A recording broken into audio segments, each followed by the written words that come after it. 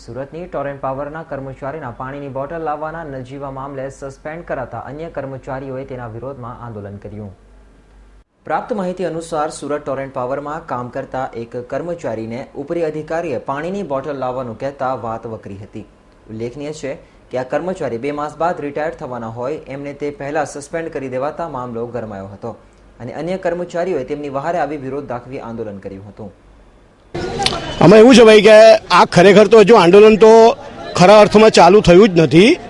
આ તો સ્વયંભૂ લોકરોષ જે ફાટી નીકળ્યો છે કે ટોરેન્ટ પાવરના યુનિયનના વાઇસ પ્રેસિડેન્ટને સસ્પેન્ડ કરવામાં આવેલા છે, તેની સામે મેનેજમેન્ટ જે પગલાં લીધા છે એ સદંતર ખોટા છે અને સદંતર ખોટા છે.